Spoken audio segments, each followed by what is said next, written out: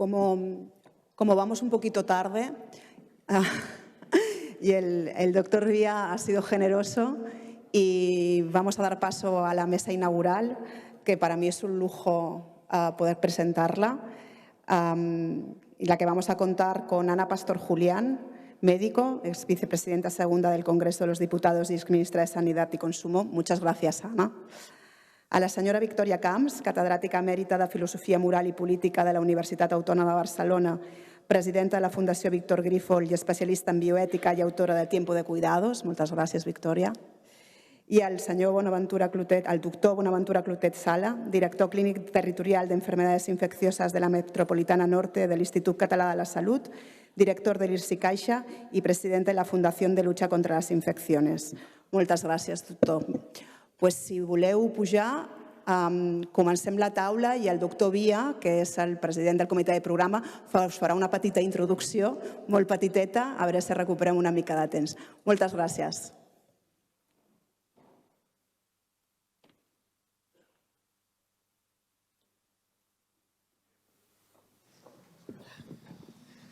Bé, bon dia a tothom. Benvinguts. Intentarem... Buenos días, bienvenidos, bienvenidas. Vamos a intentar ganar algo de tiempo. Antes teníamos proyectado el comité de programa, no sé si podíamos recuperarlo. Un momento. Me hubiera gustado poder explicar, no tanto el programa porque lo podéis leer, pero sí la filosofía que nos ha inspirado. Pero vamos a reducir todo un poquito. Básicamente, para empezar, agradecer a las personas que durante 2 años han permitido que estemos aquí y que tengáis a vuestro alcance este programa y que lo podáis disfrutar. Buenos días. Tenemos a Ana Miquel, supongo que están por aquí, no os he visto todavía ninguno, a Joan Carles Contel. Tenemos del Departamento de Salud, Ana Miquel está en la Comunidad de Madrid, en el Departamento de Sanidad, en temas de innovación internacionales. José Augusto García Navarro, que es una persona con una alta capacidad de gestión reconocida, es director general del Consorci Sanitari i Social de Catalunya y preside la Sociedad Española de Geriatría y Gerontología. Oriol Fuertes, que es un crack, es un joven que es un empresario consolidado en el ámbito de la atención domiciliaria. Tino Martí, que es un profesional que ha estado durante años en organizaciones internacionales y que conoce la problemática que vamos a tratar aquí en prácticamente todos los países del mundo. Javier Martínez Peromingo, que hasta hace poco ocupó la dirección general del Mayor en la Comunidad de Madrid. Durante su, digamos, mandato se hizo el plan de fragilidad de la comunidad. Y José Miguel Morales, médico de la Universidad de Málaga, que nos ha ayudado mucho en las 2 últimas ediciones del Congreso, en muchos ámbitos, especialmente en el de la atención domiciliaria. Quería mencionar algunas personas más. La primera es Ana Pastor, que desde el primer minuto, antes de empezar, nos ayudó muchísimo, y a través de ella lo mismo Concha Dancausa, que fue consejera de Servicios Sociales de la Comunidad de Madrid, ahora ya no está en el puesto. Y aquí en Cataluña hay 3 personas que han sido claves para que estemos hoy aquí. Conchita Barbeta, por una parte, que no sé, supongo que estáis por aquí. Aina Plaza, que sí que está y que ya la habéis escuchado. Y el doctor Carles Blay, que va a moderar, creo que es el módulo 2 de hoy, que digamos tiene una dilatada trayectoria y no han sido miembros del comité de programa, pero nos han ayudado en la organización, en los contenidos, incluso en la búsqueda de los sponsors que siempre hacen falta para este tipo de eventos. Aquí tenía un rollo preparado que me lo voy a saltar muy rápidamente. Y solo quizá poner énfasis en una cuestión. El Congreso tiene lo que llamamos una columna vertebral, que son los 4 módulos principales, que van cambiando en cada edición, lógicamente, pero tiene también unas sesiones paralelas, que no por ser paralelas son menos importantes. Esta es la 9ª edición. Han participado un montón de ponentes en estas 9 ediciones. Hemos tenido representación de más de 40 países durante estas 9 ediciones y muchas de ellas en sesiones paralelas, que no eran troncales, pero que afectan aspectos muy importantes vinculados al envejecimiento y a la atención a las personas mayores en su concepción integral. Por lo tanto, hay el inconveniente de que, como hay 4 sesiones paralelas a la vez, tienes que elegir cuál es la que te interesa, pero no nos olvidemos que existen también. Y después hay 2 sesiones especiales, una de ellas esta y la que tendremos mañana al mediodía, que moderaré yo mismo, con el conseller Carles Campuzano, que nos acompaña, y el conseller de Salut, Manel Balcells.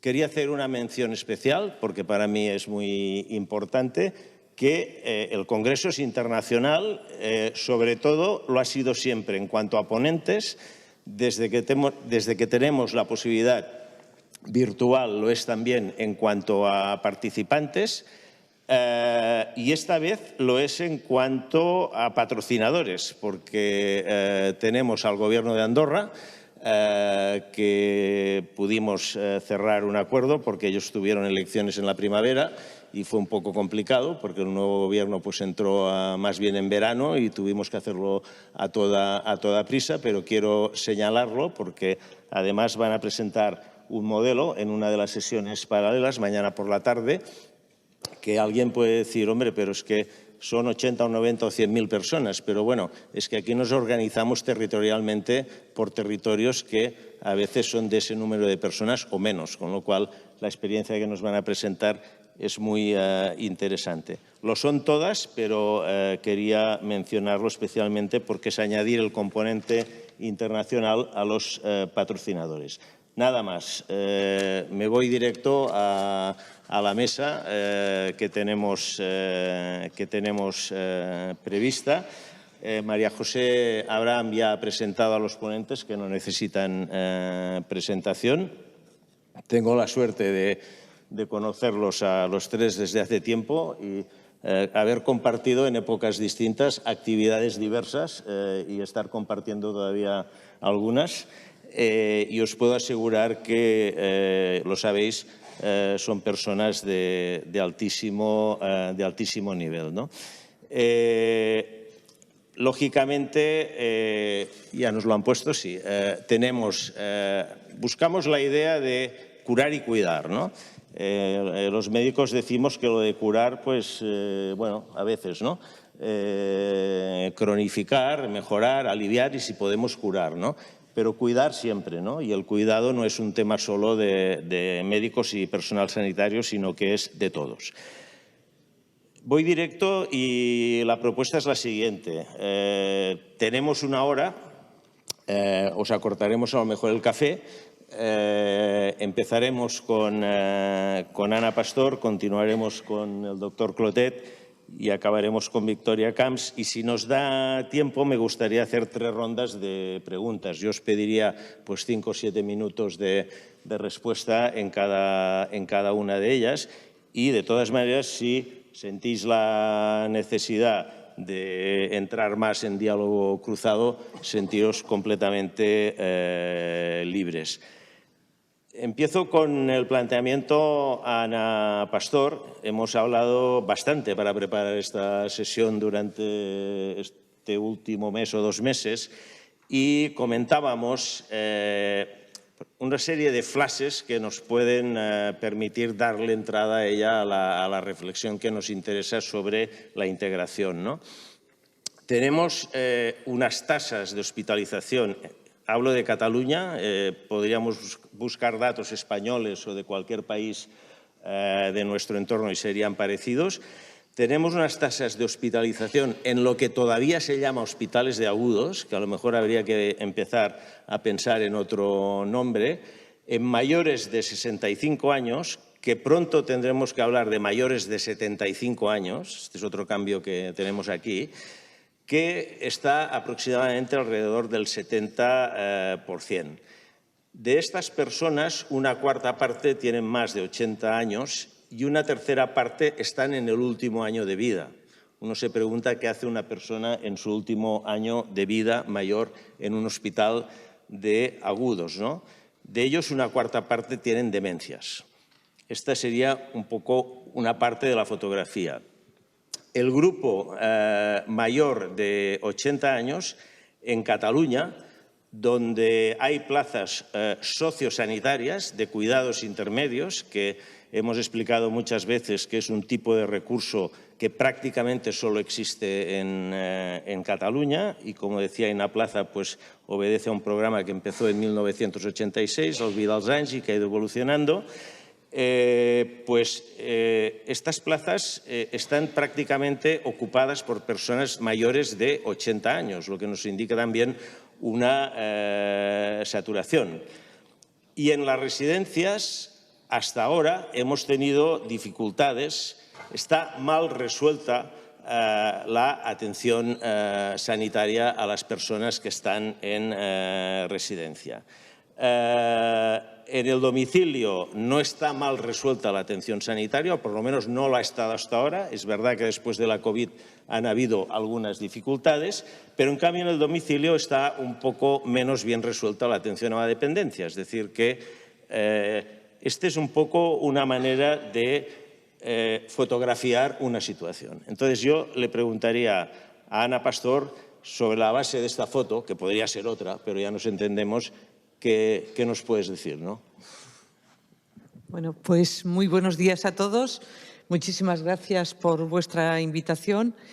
Un recuerdo para Higinio Reventós, que inició este proyecto. Gracias, señor Borràs. Gracias a Josep María Vía y gracias por compartir con dos personas tan cercanas y tan queridas este foro de debate. Señor conseller, querido Carles, querida directora, y resto de autoridades y todos los no nombrados, que son los que pueden pensar porque saluda a unos y a otros no. Bueno, muchas gracias. En primer lugar, decirles que estamos ante el tema sin duda más relevante que tiene en este momento nuestra sociedad. Si queremos tener una sociedad del bienestar que sea, desde luego, la adecuada a las características sociodemográficas, de morbimortalidad de todos nuestros ciudadanos. A lo que se ha hablado ya del envejecimiento, de la cronicidad, del patrón epidemiológico de morbimortalidad, yo añadiría que tenemos estructuras que son del siglo pasado, que son del siglo XX, que no están adaptadas para nada a las necesidades de hoy en día. Cuando se aprobó una ley, que es la Ley de Cohesión y Calidad, en el Parlamento de España, con el acuerdo de todos los partidos políticos, con los 350 diputados en el Parlamento, trabajamos mucho en definir qué era la atención sociosanitaria.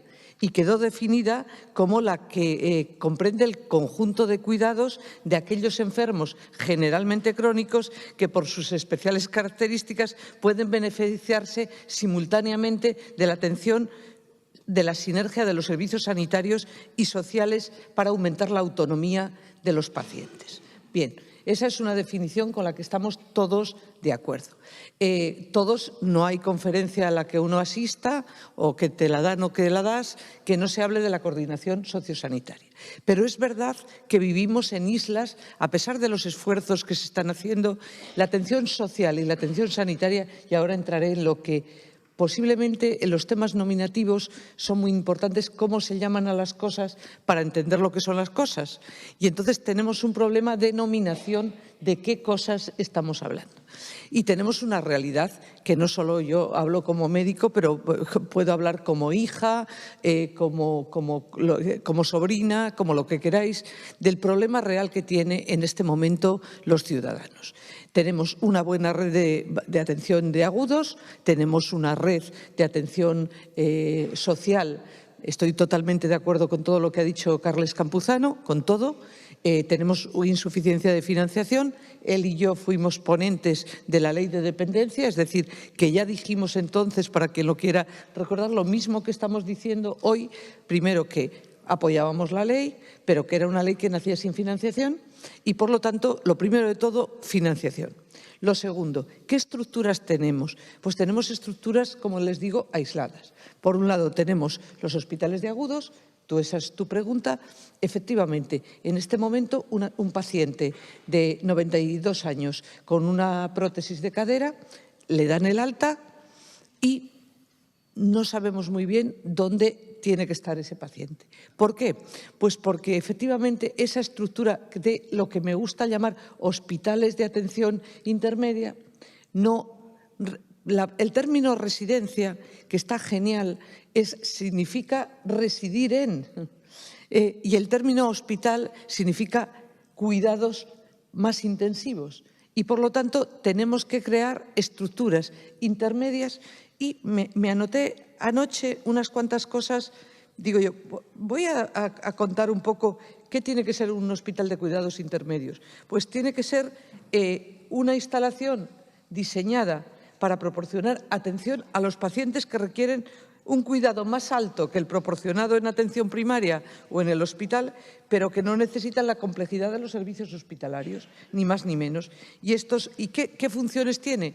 Pues un montón. Fíjense, no solo la atención a una persona que tiene una demencia senil o que tiene un Alzheimer con complicaciones, sino el cuidado postoperatorio, el monitoreo continuo, el monitoreo a pacientes que requieren observación y atención continua, que no necesitan cuidados intensivos, pero siguen necesitando, el manejo de enfermedades crónicas agudizadas, la transición de la atención hospitalaria al domicilio, lo que estaba hablando de la cadera, la rehabilitación y la terapia, porque tenemos que ver la cartera de servicios, los cuidados paliativos, el control de síntomas, tratar por ejemplo, y controlar síntomas agudos o complicaciones médicas, incluso de efectos indeseados de fármacos o tecnología, la educación al paciente, quién está haciendo educación al paciente, o la prevención de hospitalizaciones innecesarias.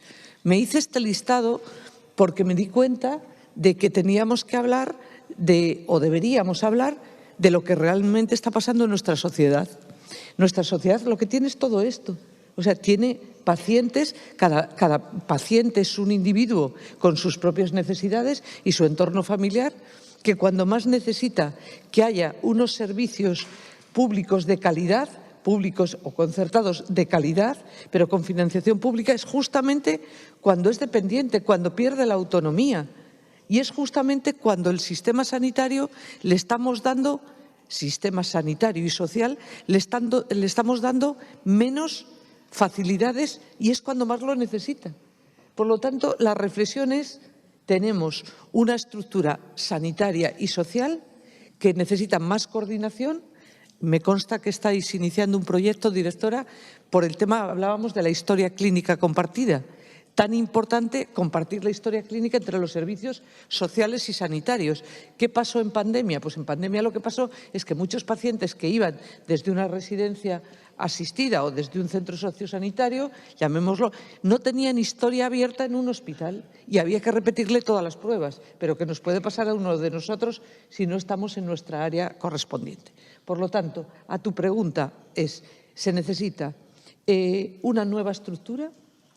Una nueva estructura de cuidados, se necesita hacer hincapié en que no solo vale el cuidar en el término de cuidado personal, pero no médico, sino que se necesita en muchos casos cuidado, cuando digo médico es cuidado sanitario, médico, enfermero, fisioterapeuta, terapeuta ocupacional, psicólogo, todos los profesionales, ¿no?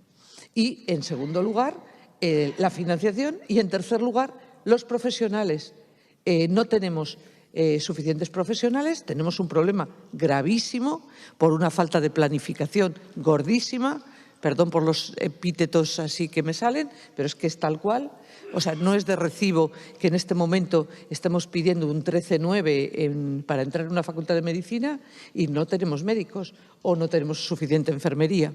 Y también que tenemos que adaptar la parte curricular de todos los profesionales a las necesidades actuales. Y la cuarta pata es la prevención. Somos el país o uno de los países que menos recursos destinamos a prevención en todos los ámbitos, e incluido a la prevención del envejecimiento. Y tenemos patologías como, por ejemplo, la artrosis, que una parte en buena medida se puede prevenir, que afecta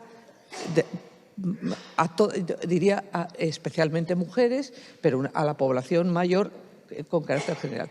Esos 4 elementos para empezar y decir, estructura, nuevas estructuras, una coordinación, no puede haber islas, 2, financiación, 3, profesionales y luego buscar una cartera, definir qué es lo que no hizo la ley de dependencia. Hay que hacer una nueva ley de dependencia, como el comer se necesita, que tenga una cartera de servicios homologable y que tenga unos servicios básicos. Muchas gracias. Muchas gracias, Ana.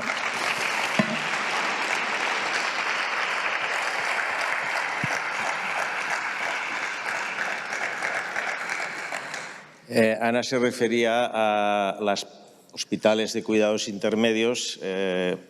Yo creo que ya has conocido incluso la experiencia en los congresos anteriores, especialmente en los que hemos hecho fuera de Cataluña.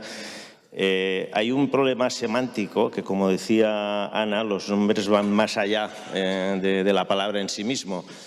Y en España se habla indistintamente de sociosanitario para referirse a residencias, ¿no? Y el concepto que ella ha explicado, que la residencia es la residencia, un sustituto del hogar, por la razón que sea, en el que hay que resolver la atención sanitaria, pero entre esta y el hospital hace falta un recurso intermedio que en Cataluña, por suerte, lo tenemos, que es el sociosanitario, pero lo tenemos desarrollado insuficientemente. El problema financiero nos afecta transversalmente a todo el sector, el social y el sanitario, también al sociosanitario, y en el conjunto de España pues ni siquiera está desarrollado, con lo cual los hospitales en este sentido reciben más presión. Todo esto, Ventura, lo hacemos. Estamos todos muy contentos porque vivimos más años que Matusalén, ¿no? Como ha dicho Carles Campuzano de esta familia. Y hemos alargado muchísimo la vida. No os cansaré con porcentajes de centenarios, etcétera, etcétera, ¿no? Claro, otra cosa es la calidad de vida de estas personas, ¿no? Porque si alargamos mucho la vida, pero los años últimos de vida, pues uno se plantea si vale la pena vivirlos de esta manera.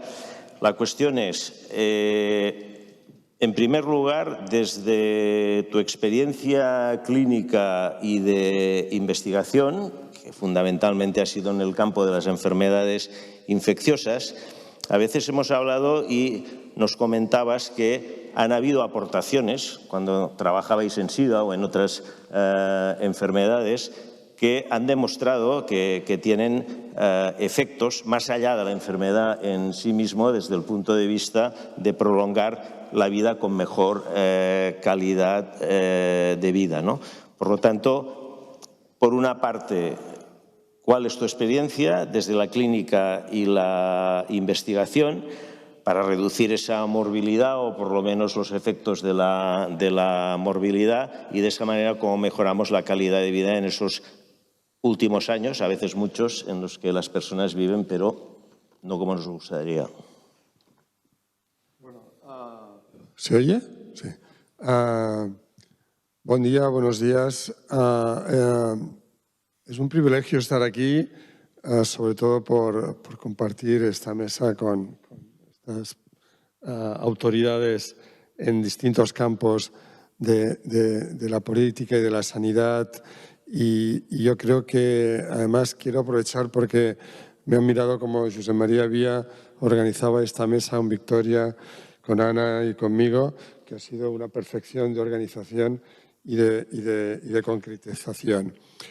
Entonces yo me preguntaba, y claro, somos amigos y digo, igual te he invitado porque como somos amigos, pues bueno, ya te distraigas un poco. Pero entonces, la verdad es que me ha gustado mucho lo que Ana ha dicho de prevención, ¿no? La pastora ha dicho una palabra que es crucial, ¿no? Yo creo que debemos todos luchar para vivir, no eternamente, porque como decía Einstein, lo que tiene malo la eternidad es que hacia el final se hace aburrida, pero para vivir muchos más años con mucha más calidad y para que esta dependencia que ahora existe, porque no ha habido prevención, se pueda realizar y llevar a cabo pues realmente eficientemente, ¿no? O sea, que haya menos demencias, haya menos cáncer, haya menos artrosis, haya una serie de enfermedades que son altamente, yo creo que prevenibles y sobre todo en un futuro inmediato, ¿no? Y claro, ahora voy a barrer para mi campo porque si no, yo creo que la investigación es crucial. Tengo que recordar que hace más de 30 años que empezamos a hacer investigación sobre el campo del SIDA. SIDA era una enfermedad estigmatizada que aún lo sigue siendo en gran parte, que las personas no querían ni ser relacionadas con la misma, que no existía la voluntad ni la libertad para poderlo comunicar y que todo decía esto es de cuatro pringaos que tienen esta enfermedad y ya está, lo cual es falso porque es una enfermedad que en el mundo afecta más a mujeres que a hombres y es una enfermedad de transmisión heterosexual. Pero cuando empezamos, y eso fue gracias a la Fundación La Caixa y a la Generalitat de Cataluña, constituimos el IRSI Caixa y empezamos a trabajar mucho en conocer cómo el sistema inmunitario se destruía por un virus. A partir de ahí, la destrucción del sistema inmunitario y el envejecimiento global de todos depende de la disfunción y del mal funcionamiento de este sistema inmunitario, que en el caso del SIDA era a causa de un virus que lo destruía, pero que nos permitió conocer muchísimo acerca de cuáles eran las causas que aceleraban una serie de enfermedades, de morbilidades. Y esto es importante porque actualmente todos los centros que empezamos hace más de 30 años trabajando en SIDA, en una enfermedad infecciosa concreta, hemos evolucionado, hemos cambiado. El Doherty Center en Australia, que recibe millones de ayudas, y en Ámsterdam el Centro para Investigación también en Inmunidad y Infección, es como hemos avanzado todos. Ahora todos nos llamamos Centros de Investigación en Infección e Inmunidad. Y hay que, de nuevo, felicitar a la Caixa por la creación del Caixa Research Institute, que se está empezando a construir, pero que va a centrarse en inmunidad y en infección, pero sobre todo en inmunopatología. Y de nuevo, gracias al SIDA hemos podido trabajar en un terreno que era un envejecimiento acelerado. Siempre se ha explicado que las personas que tenían esta enfermedad tenían como 10 años más. Y eso era porque había una serie de patologías que hemos ido conociendo y estudiando y que, por lo tanto, nos han permitido avanzar mucho más en algo que quizás no nos hubiéramos centrado tanto, ¿no? Yo creo que hay enfermedad inflamatoria continuada, que es lo que produce el virus y que es lo que produce el envejecimiento mucho más acelerado que padecen estas personas y que luego, una vez se ve que se controla el virus, pues eso se reduce y ya no sucede. Pero que en ese momento en que todos estábamos aportando nuestro granito de arena, permitió avanzar mucho en lo que estaba pasando en comorbilidades que tenían muchísimo más estas personas afectadas por este virus, y que era el riesgo cardiovascular, la dislipemia, que era todo el tema de la osteoporosis y la artrosis que se aceleraba, y todo ello se pudo ir resolviendo poco a poco y generando un conocimiento que actualmente se aplica a toda la sociedad y que, por lo tanto, de una investigación en algo muy concreto y que parecía muy distante, pues hemos podido avanzar muchísimo, y esto ha sido también muy útil en el campo del COVID, cuando hemos podido contribuir mucho a generar un conocimiento de la enfermedad, a ayudar a producir la primera vacuna española, a contribuir de una manera significativa con transferencia de conocimiento a IPRA de toda serie de tecnología, y todo esto hace que haya sido muy útil la investigación y, por lo tanto, la prevención, ¿no? Yo creo que la prevención puede ir en distintos campos, pero que, sobre todo, a pesar de que siempre hay quien se niega a aceptar realidades, las vacunaciones nos van a ayudar mucho a partir de una edad. Nadie se imaginaba vacunar del herpes zóster a partir de los 65 años, ni del papilomavirus, ni del neumococo, ni de muchas enfermedades que actualmente estamos vacunando y que ayudan a reducir la morbilidad y los problemas en personas de mayor edad. Y entonces, sin duda, hay dos más que quiero mencionar, que hay un síndrome que se llama el Frailty Syndrome, o síndrome de fragilidad del anciano. Es esas personas que envejecen, que tienen se adelgazan mucho, que se encorvan, que tropiezan, que tienen trastornos de memoria, etcétera. Y este síndrome de fragilidad afecta millones de personas en el mundo, y cada año va afectando a más millones de personas. Y eso tiene que ver con inflamación crónica y con algo que es muy interesante de estudiar, que es el papel del microbioma intestinal en la inflamación que nos produce de una manera continuada por cierto tipo de bacterias que predominan, que son más inflamatorias, y eso condiciona ese aceleramiento del envejecimiento y de la inflamación, y por lo tanto la pérdida de la función cerebral, etcétera.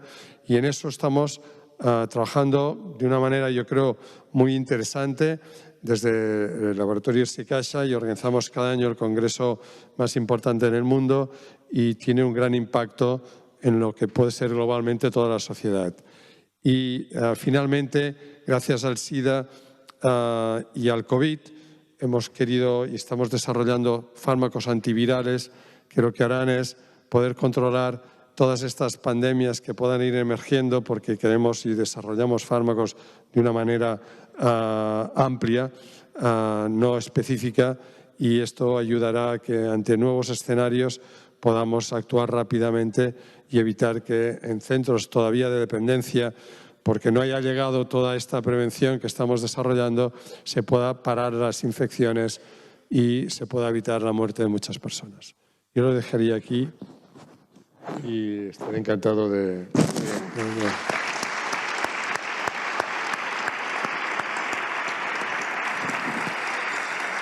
Muchas gracias, Ventura. No le invitamos porque fuera amigo nuestro, sino que lo invitamos porque habíamos hablado muchas veces del factor inflamatorio y del papel de la macrobiota, y cómo esto estaba directamente relacionado con el envejecimiento, y nos parecía pues interesante aprovechar este conocimiento aquí, ¿no?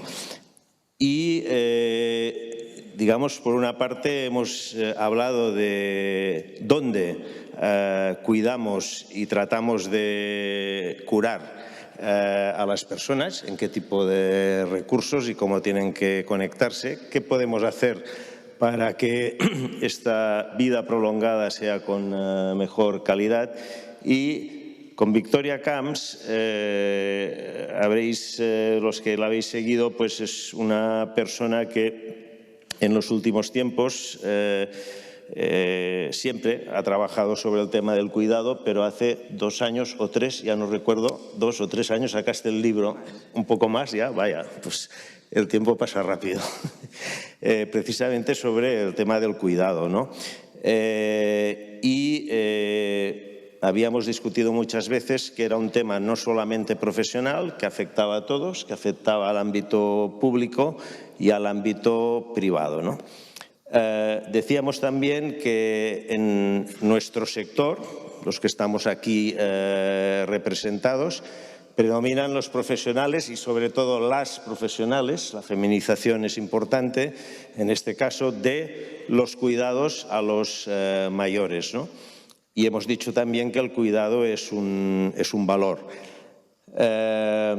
En principio parecería que por el sentido común y la propia realidad debería bastar para establecer la frontera de hasta dónde el cuidado puede ser informal. Dicho de otra manera, a partir de qué punto hay que profesionalizar el cuidado, ¿no? Pero cuando lo analizamos nos damos cuenta que en algunos extremos la profesionalización de los cuidadores pues presenta luces y sombras, ¿no? Y nos parece que ahí hay un cierto dilema o una cierta cuestión ética también. Y queríamos preguntarle a Victoria qué nos podía decir al respecto. Bueno, buen día, buenos días. Muchas gracias en primer lugar por invitarme y en tan buena compañía con Ana Pastor y con el doctor Clotet. Es un placer estar aquí y tratar de estos temas que, como se ha dicho ya, es uno de los temas más importantes y de los retos más importantes que hoy tenemos sobre la mesa y que vamos a tener en el futuro. Yo empezaría diciendo, para contestar a esta pregunta, yo creo que el cuidado tiene que ser una profesión, el cuidar tiene que convertirse en una profesión y por lo tanto hay que cuidar el cuidado de alguna forma, pero también tiene que ser algo espontáneo, gratuito de las personas que desde siempre se han cuidado cuando alguien estaba en una situación de precariedad, de vulnerabilidad y necesitaba más protección. Pienso que tenemos una historia viciada para dar valor al cuidado. Parece una cosa rara, pero del cuidado se ha empezado a hablar como teoría, desde el punto de vista teórico y desde la ética del cuidado, se ha empezado a hablar pues no hace mucho más de 50 años. ¿Por qué? Pues porque el cuidado, siempre nos hemos cuidado unos a otros, pero ha sido un valor que ha estado recluido en la familia, en la vida privada y del que se han hecho cargo las mujeres. Y por lo tanto un valor no reconocido, un trabajo no reconocido, un trabajo no remunerado, un trabajo no productivo y que ha sido totalmente invisible hasta hace poco. ¿Por qué ha ocurrido esto? Pues yo creo que lo que se está tratando en este Consejo a propósito de las dependencias es quizá la respuesta más clara.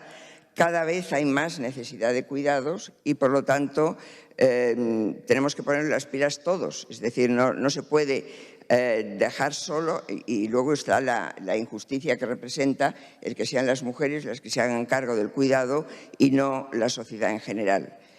Todos tenemos la obligación de cuidar. El cuidado debería convertirse de una forma no solo tácita, sino formal, incluso en un derecho universal. Todas las personas que lo necesitan tienen derecho a ser cuidadas, pero también todos tenemos la obligación de cuidar.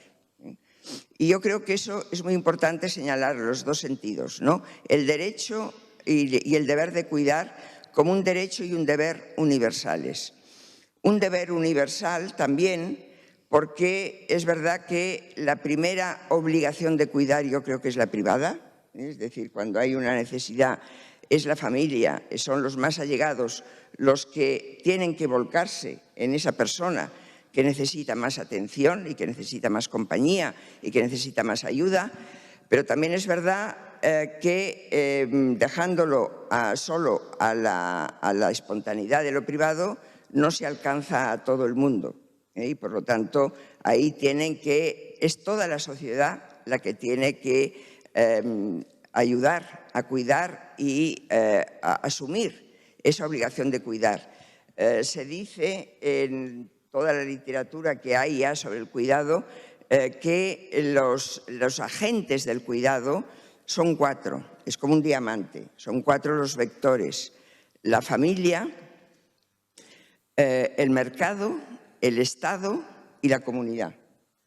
Yo creo que todos tienen, cada uno, en la medida de sus posibilidades, tienen una obligación. La familia tiene esa obligación más primaria, pero es verdad que hay una frase de una politóloga que ha escrito un libro muy importante que se llama Caring Democracy, una democracia cuidadora. Es decir, el cuidado no es solo una obligación sanitaria, digamos, y en principio de la enfermería, ¿no?, que es los agentes del cuidado, las agentes del cuidado, sino de toda la sociedad y de la democracia. Esa obligación de toda la democracia se concreta en una frase que es que los gobiernos que atienden a esa necesidad de cuidado tienen la obligación de detectar necesidades y repartir responsabilidades. ¿Por qué detectar necesidades? Porque hay personas cuyas necesidades de cuidado no las detecta nadie, porque no tienen, por la situación económica, social, cultural, de desamparo, bueno, pensemos en toda la inmigración, por ejemplo, no hace falta ir más lejos. Por lo tanto, detectar necesidades es una obligación del Estado, repartir responsabilidades también es una obligación del Estado. Y ahí es donde entra, yo creo, la diferencia entre el cuidado profesional y el cuidado que no debe ser profesional. Hay un cuidado que debe ser gratuito y hay un cuidado que hay que profesionalizar y hay que convertir en algo sobre lo que se piensa, sobre lo que se detecta también, en qué medida tiene disfunciones, tiene deficiencias, no llega a todo el mundo y eso convierte el cuidado en una profesión. Hoy yo creo que no me equivoco al decir que con respecto al cuidado, por lo menos familiar, el cuidado de contratar cuidadoras, personas cuidadoras en la familia, o también seguramente en las residencias, está casi al nivel de las empleadas del hogar. Muy feminizado y sin requerir casi ninguna formación. Hay un ciclo de formación profesional que tiene que ver con el cuidado. Ahora no recuerdo cuál es el nombre, cuál es el título, pero que tiene que ver con el cuidado. Pero poco más, ¿no? Cuidar es muy difícil y cuidar es muy sacrificado y cuidar necesita habilidades, habilidades de comunicación, habilidades de muchos tipos. En fin, yo creo que en la próxima pregunta que me hagas, ¿no?, insistiré más en este punto, ¿no? Tiene que haber un reconocimiento de las personas que cuidan, que siguen siendo mujeres, la mayoría, que tiene mucho que ver con eso que podemos llamar la profesionalización del cuidado, aunque chirríe un poco, ¿no?, al pensar el cuidar y la profesión. Cuidar también tiene que convertirse en una profesión.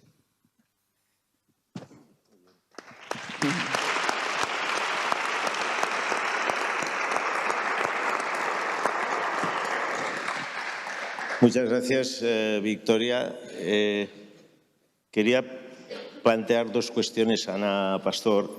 Una a tenor de algo que tú has comentado, has señalado 4 vectores en relación al cuidado: el familiar, el del Estado, el del mercado y el de la comunidad.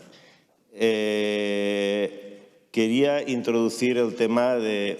Y esto nos da una idea que si lo unimos a lo que sabemos todos, y hoy lo ha expresado aquí abiertamente Carlos Campuzano y Ana Pastor, y lo sabemos todos, las dificultades de financiación, o sea, todos hacemos falta y además hacen falta recursos económicos en este caso. Si unimos esto, parecería que no nos podemos permitir el lujo de discriminar a nadie, de abandonar a nadie y que todos tienen que estar en la partida. Lo digo porque así como hace poco, hablando con el conseller de Drets Socials, él decía, a ver, yo tengo una realidad que es que el 70% de mis proveedores no son propios, son del sector privado, entendiendo por sector privado en el sentido más amplio. Puede ser una entidad sin ánimo de lucro o puede ser una entidad mercantil. Todas ellas han participado siempre, aquí en Cataluña especialmente, de lo que es la prestación del servicio social y sanitario. Parece que ahora tenemos algunas amenazas en el horizonte con relación a discutir o cuestionar el papel de las mercantiles en la prestación de servicios. Entonces, parecería que en este panorama no nos podemos permitir el lujo de prescindir de nadie. Me gustaría saber cómo lo ves, Ana, y te lanzo la segunda ya, que es, empalmando con tu primera intervención, ¿cómo verías en cuanto a factibilidad o dificultad la posibilidad de reconvertir plazas hospitalarias de agudos a otro tipo de recursos, singularmente de hospitalización intermedia, pero quizá no solamente, de manera que nos permitiera garantizar al máximo que la persona, en función de su situación de salud y dependencia, está ubicada en el mejor lugar posible? Bueno, muchas gracias. ¿Sí? ¿Se escucha? Sí. Tomando nota de tus dos preguntas y después de escuchar a Clotet y a Victoria, de Clotet decir simplemente que en ti confiamos, en vosotros confiamos, en la ciencia confiamos, porque si hemos sido capaces de llegar hasta aquí, en el estudio del proceso inflamatorio hemos logrado parar el SIDA, parar la hepatitis, estoy segura que lo vais a conseguir. Y con Victoria, como señalaba, las cuatro puntas del diamante, ¿no? Los cuatro lados del diamante. Claro, yo, y es la reflexión primera que me hablabas, mercado, Estado, comunidad y persona. Claro, yo vivo en el mundo como todos ustedes, como todos vosotros, en que hay momentos en que ni hay comunidad, ni hay familia, ni hay Estado, ni hay mercado. O sea, hay muchas personas que de esas cuatro variables no existe ninguna. Porque si se han dado cuenta, todas las personas, cuando son mayores, hay una cierta tendencia, ahora que hablamos mucho de estigmas, por cierto, que podríamos hablar de los temas de salud mental y envejecimiento, otro tema que las estructuras del Estado no están preparadas para atender a los pacientes de salud mental. Hemos decidido hospitalización de agudos desde la reforma de psiquiatría y a continuación a casa. ¿Y a casa?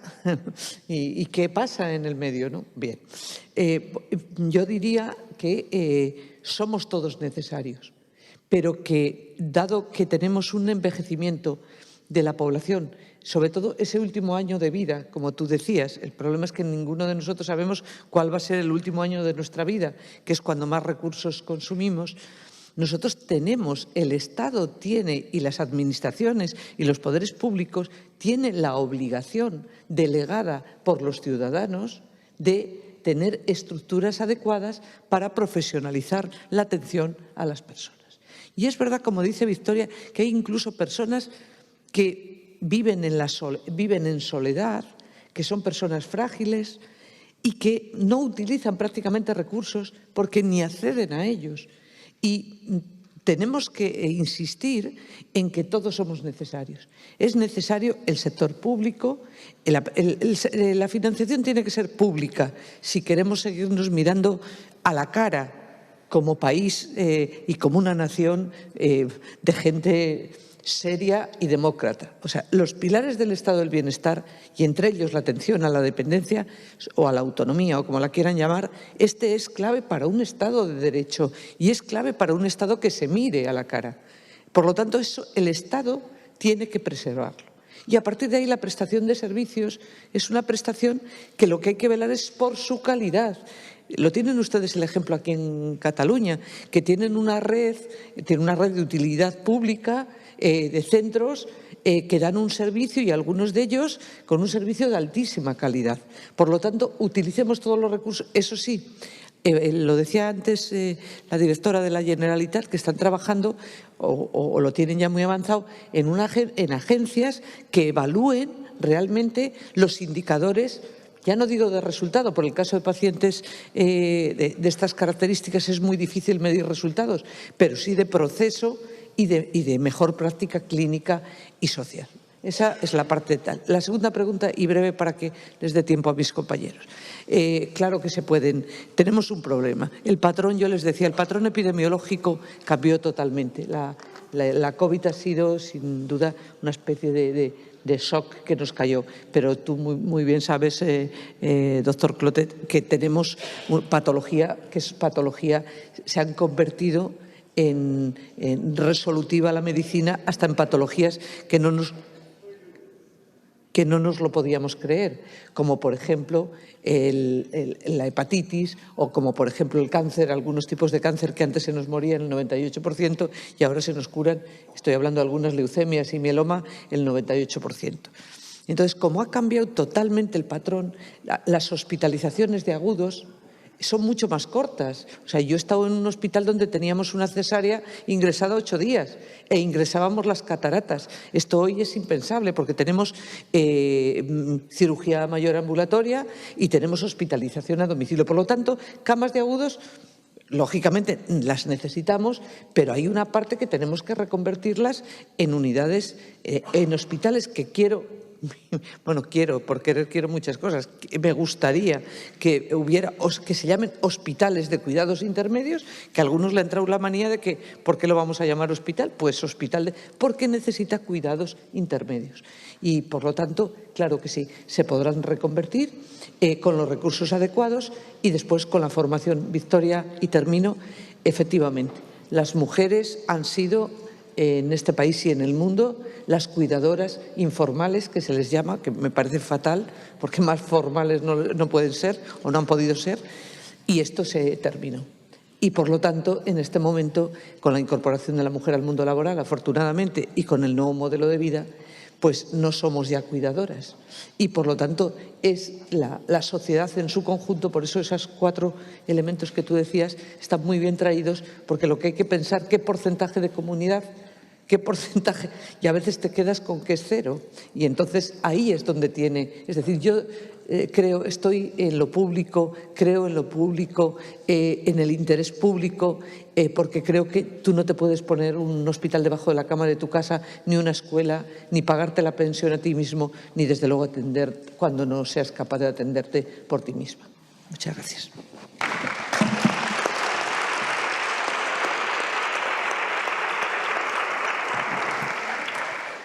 Muy bien, Ana. Muchas gracias.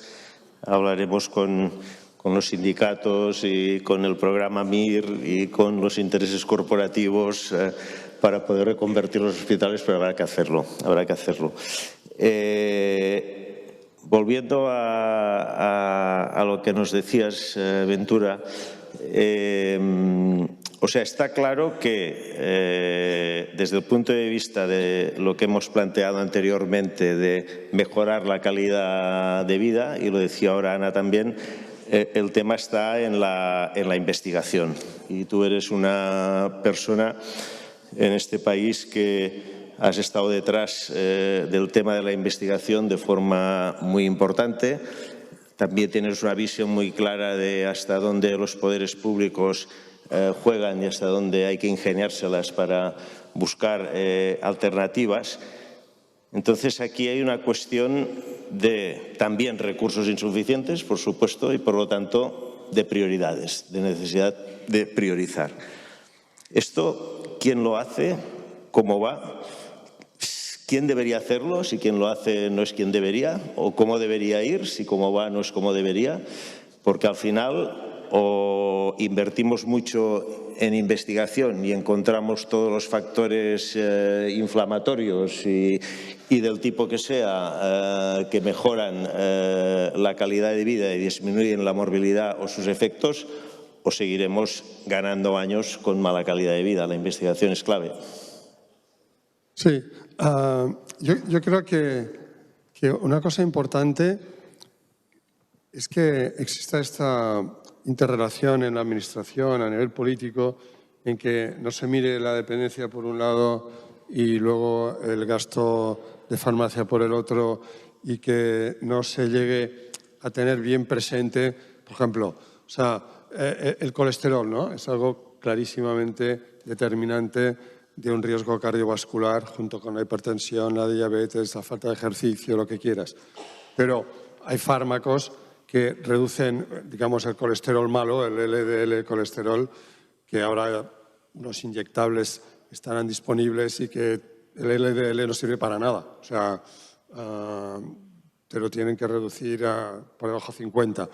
Y la mayoría de fármacos hipocolesterolmiantes que se utilizan son un churro que no lo bajan nada y que primero, como son baratos, luego ya daremos otro. O sea, tiene que haber una estructuración global de lo que es la prevención de una manera adecuada y la investigación, porque eso va a repercutir en una dependencia distinta, que va a ser, primero, que va a haber más calidad de vida con la edad y, por lo tanto, menos necesidad de ciertos centros determinados, y el coste ahí se va a disminuir y vale la pena poderlo destinar a otro ámbito, ¿no? Y de nuevo, antes hablabas de investigación, no sé si nos va a dar mucho tiempo, pero yo quiero introducir la demanda de que en España hay muy buenos investigadores y que lo que hace falta es centros y pagar mejor a los investigadores. Se paga muy mal a la gente joven que se dedica a investigar. La gente joven emigra, se va a otros países donde llegan filtrados los más buenos, que son los que quieren. Aquí todavía estamos con la mentalidad de que ya iremos, ya generaremos de nuevos, ya formaremos de nuevos, lo cual es inaudito, pero es que chocas contra este muro continuadamente, ¿no? Yo creo que la investigación es crucial y, sobre todo, no estigmatizar ni evitar que sea en un foco determinado, sino que cualquier punto de investigación repercute a nivel translacional en toda la sociedad, ¿no? Por ejemplo, nosotros, y esto llegará pronto, en el mundo hay algunos otros grupos trabajando, hay fármacos que servían para el SIDA y que, curiosamente, en el modelo animal, colaborando con el CRG, con Mara Diersen y todo su equipo, y nuestro equipo en Isecasa, hemos demostrado que este fármaco inhibe los transposomas, que son unos retrovirus que todos tenemos de millones de años de evolución en un 10% de nuestros cromosomas, pero que se activan unos determinados, los LINE1, saltan, crean inflamación, reactivan unos genes determinados, y esto determina en gran parte una posibilidad de inicio de lo que es el Alzheimer y una posibilidad de inicio de lo que es el envejecimiento y las demencias. En el modelo animal hay resultados muy buenos, hay estudios en marcha en Estados Unidos con este fármaco. Nosotros queremos, con la Fundación ACE, empezar uno en pocos meses, en 2 o 3 meses, y puede ser una pieza muy fundamental a evitar ese gran problema que sigue siendo las demencias y el trastorno cognitivo en la persona mayor, y eso se puede conseguir, pues bueno, con investigación y destinando dinero.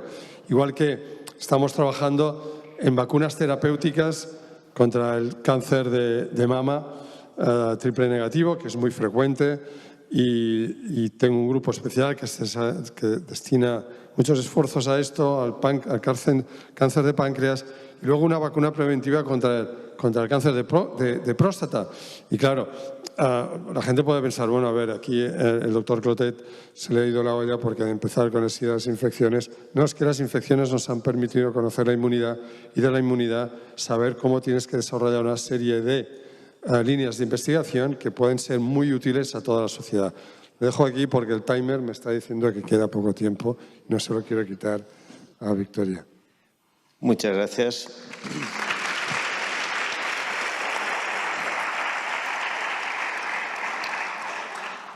Nos hemos portado muy bien con el tiempo, pero vamos a... si acaso, Victoria, agrupo un par de cuestiones que tenía. Una continuación de la anterior, ¿no? Porque nos hemos quedado en lo de la formación, en la profesionalización. No sé si hay que añadir alguna cuestión más, porque parecería que hace falta una redefinición, un update que tenga que ver además con una visión ética del cuidado, ¿no? Es decir, esto como prolongación, si es el caso de tu respuesta anterior. Y después, yo he elegido un tópico exagerado para que nos entendamos, ¿no? A veces hablamos de encarnizamiento terapéutico, ¿no? Si hablamos de esto, pues todos estaremos de acuerdo en que no está bien y lo rechazamos, ¿no? Al menos sobre el papel, porque después pasa lo que pasa a veces, ¿no? Pero en situaciones menos claras, en lo que podríamos llamar, entre comillas, zonas de grises, ¿cómo abordarías o qué nos podrías decir sobre los límites del cuidado y de la atención también desde tu perspectiva ética, ¿no? Gracias.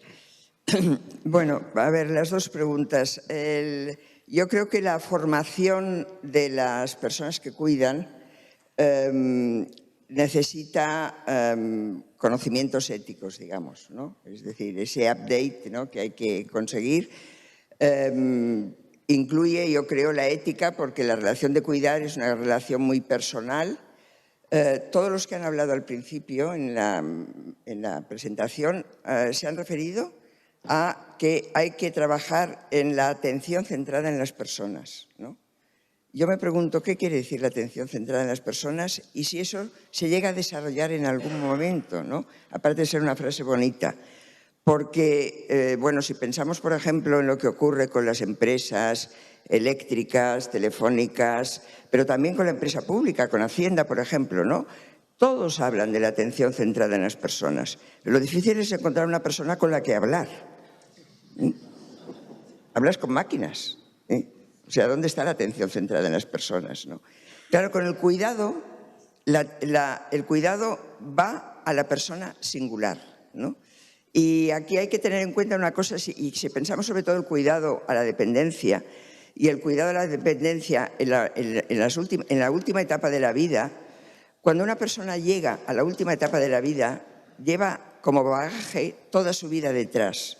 Por lo tanto, cada persona no es lo mismo que cuidar a un niño de 2, 3 años. Todos los niños se parecen, todos tienen las mismas necesidades. En cambio, las personas mayores no. Todas tienen su carácter, sus preferencias, sus gustos, sus valores, su manera de reaccionar. Todo eso hay que conocerlo y reconocerlo, ¿no? Claro, ¿cómo se enseña esto, ¿no? ¿Cómo se forma a las personas para que puedan cuidar bien? Aristóteles decía que enseñar ética no es lo mismo que enseñar cualquier otra disciplina, porque la ética es una sabiduría práctica que se aprende con la práctica, se aprende ejerciéndola, se aprende con el ejemplo y se aprende imitando lo que hacen otros. Claro, eso es muy difícil, convertir eso en una materia, en una asignatura que se pueda enseñar, ¿no? Pero, sin embargo, sí que se puede, de alguna manera, transmitir esa importancia del saber hacer a la hora de cuidar, ¿no? Cómo se cuida bien, ¿eh? Y aquí yo siempre repito una cosa que puede parecer una pedantería, una tontería, que es la conexión etimológica de la palabra cuidar con cogitare. Cogitare significa pensar, ¿eh? ¿Qué tiene que ver el cuidar con el pensar? Bueno, pues la definición que da la Real Academia de cuidar es la solicitud y atención para hacer bien algo, lo cual significa reflexión, ¿eh? Saber a quién me estoy enfrentando, ¿no? ¿A quién tengo que cuidar? ¿Qué necesita esta persona? Aparte de unos servicios determinados, ¿no? ¿Cómo hay que tratarla? ¿Cómo hay que hacerlo, ¿no? Ana hablaba antes de la importancia de reformar las estructuras, y es evidente que es necesario. Es evidente que hay que ir repensando qué tipo de servicios concretos hay que ofrecer para cuidar bien, ¿no? Y si esos servicios, sobre todo con las nuevas tecnologías, son realmente los que hacen falta. Pero aparte de eso, es la actitud lo importante, ¿no? ¿Cómo lo hacemos? Y esa actitud se enseña mal, es difícil de enseñar, pero hay que aprenderla, ¿no? Hay que reflexionar sobre ella, ¿no? Y entonces yo diría que en esa especie de formación que necesita el cuidado, es importante el tener en cuenta que la actitud hay que irse formando en ella, ¿no? Y todo el mundo tiene que irse formando, porque el día del cuidado, que fue anteayer, ¿no?, había una entrevista a una persona cuidadora de una red de cuidados que se quejaba. Decía, a mí como persona cuidadora yo llevo a las personas que cuido al médico muchas veces, ¿no? Y el médico, para empezar, habla con la paciente o habla conmigo sobre la paciente, pero no me pregunta a mí, por ejemplo, ¿cómo se siente usted cuidándola? ¿Qué le falta? ¿Qué necesita? ¿No? Eso forma parte también del cuidado, ¿no? Y de cuidar bien, ¿no? Y por tanto ahí es necesario insistir. ¿Me da tiempo de la otra pregunta o no? De las perversiones del cuidado o del encarnizamiento terapéutico. A ver, yo me referiría aquí solo a dos cosas, ¿eh? Una es el tener en cuenta, y eso sí que se puede enseñar y aprender, que en el cuidado hay una asimetría. La persona que cuida, por bajo que sea su estatus económico, social, incluso cultural, que no siempre lo es, tiene una superioridad sobre la persona cuidada, sobre todo si es una persona dependiente. No utilizar esa superioridad como un poder de encarnizamiento, digamos, ¿no? Poder de encarnizamiento que a veces es intentar proteger excesivamente a la persona cuidada, ¿no? Un ejemplo solo, por ejemplo. Hay personas que, siendo dependientes, pueden salir, tienen una cierta autonomía, pueden salir a pasear, pero no se les deja salir solas por miedo a que se caigan, a que se desorienten y se les priva de los pocos placeres que a lo mejor pueden tener. O una dieta excesivamente estricta, por ejemplo, en términos de no tomar los alimentos con sal o privarles de determinados alimentos. Esa flexibilidad, ¿no?, yo creo que es muy importante también a la hora de cuidar, porque hay que preguntarse ¿a quién se está protegiendo? ¿A la persona cuidada o me estoy protegiendo yo de posibles riesgos, ¿no?, y que me achaquen a mí la responsabilidad de un determinado fracaso o de un determinado error, ¿no? Creo que con esto contesto muy sucintamente.